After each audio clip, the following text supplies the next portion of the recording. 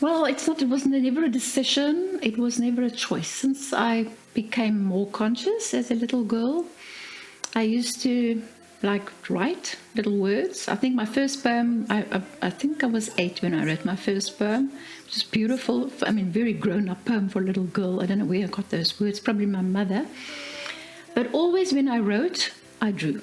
And I always doodled. I got into huge trouble. I didn't do my schoolwork. I was always doodling in my books.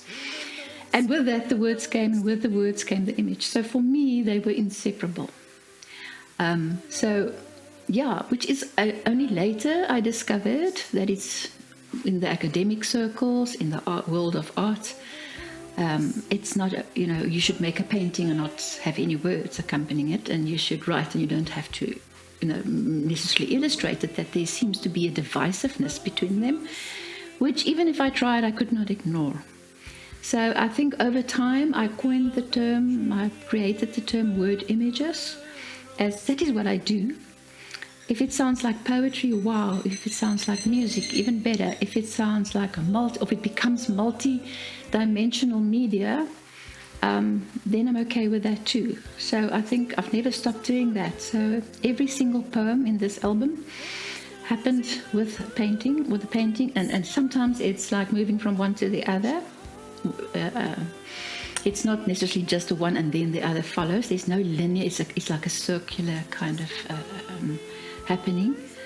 And then later on, I realized that it would be so nice to just distill the poem, to something more essential. And I discovered the beauty of haiku, which was a Japanese art in the 17th century to actually use a very specific, it's called the dactylic rhythm, where the first line has got 5 phonetic emphases.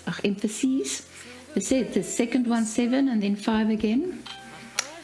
And then later on, as I grew older, a 4th voice kind of arrived, and that was the one that I somehow needed to just somehow say something about this whole experience that has happened. The picture, the haiku, and the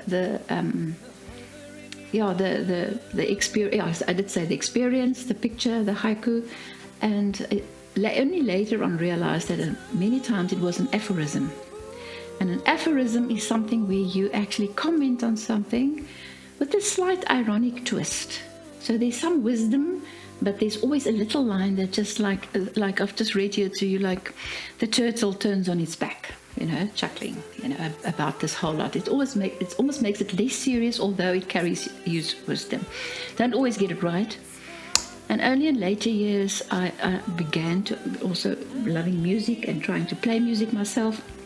And especially in Bach's work, I happened upon this beautiful concept of repercussion, which means it's like the Matryoshka dolls, the Russian dolls. Like there's a theme, and the one theme follows onto the other, and it sort of contains it, and it transcends it, but it's got it inside itself, kind of thing. And it's called a polyphonic way of living. In other words, in 4 voices, which fits very nicely with I'm a Jungian, with Jung's beautiful, open, poetic understanding is that we're never one self. We're never just one self. We are many selves. And we transcend some of ourselves. We include what we've learned, but we also then transcend to another self. And as we operate, we always have more than, we can have many voices, but to start with Bach's beautiful work, it's 4 voices, and it's called, polyphonic.